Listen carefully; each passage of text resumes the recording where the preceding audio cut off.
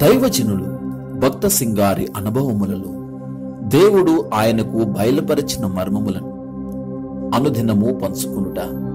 దైవ మర్మములు. ఈ దినము నవంబర్ 27వ తేదీ. నేటి దినపు ముఖ్య వచనం: హృదయ శుద్ధి గల వారు ధన్యులు, వారు దేవుని చూచెదరు. మత్తయి సువార్త 5వ అధ్యాయము 8వ వచనం. మేము వీధులలో ప్రసంగము చేయనప్పుడు కొందరు తరచుగా మమ్మను హాస్యము చేయుచు, మాకు దేవుని చూడవలనని ఉన్నది, మీ దేవుని చూపిన నమ్ముదము అని అందురు. దేవుని చూడగలుగుటకు ముందుగా శుద్ధ హృదయము తప్పక కావలసి ఉన్నదని వారు గ్రహించరు. హృదయ శుద్ధి గల వారు ధన్యులు, వారు దేవుని చూచెదరు.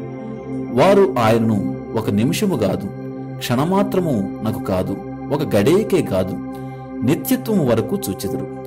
ఆయన యొక్క సంపూర్ణ మహిమలో ఆయనను గాంచెదరు. ఆయనకు అతి సమీపముగా నుండెదరు. దేవుని వాక్య ప్రకారము మనకు గల హృదయము చెడ్డది, మోసముతోనూ చెడుగుతోనూ నిండిన హృదయము. దానిని దేవుని వాక్యము ఇట్లు వివరించుచున్నది: హృదయము అన్నిటికంటే మోసకరమైనది, అది ఘోరమైన వ్యాధి గలది, దానిని గ్రహింపగలవాడెవడు. ఇర్మియా గ్రంథము 17వ అధ్యాయము 9వ వచనము. అలాగైనా హృదయ శుద్ధి మనమెట్లు పొందగలము?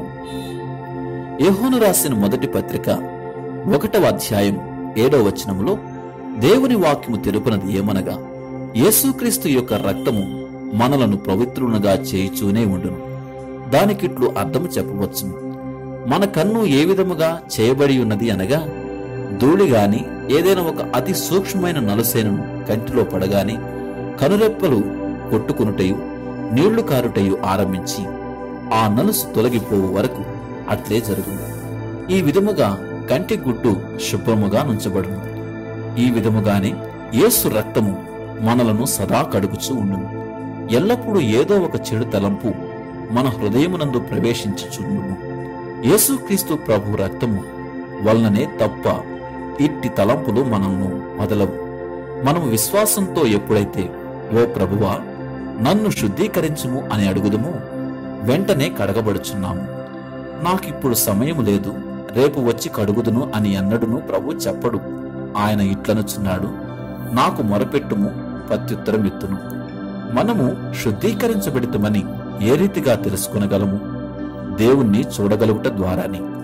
యోహాను సువార్త 4వ అధ్యాయం 24వ వచనంలో చెప్పబడినట్లు, దేవుడు ఆత్మ గనుక ఆయనను ఆరాధించువారు ఆత్మతోనూ సత్యముతోనూ ఆరాధించవలెను.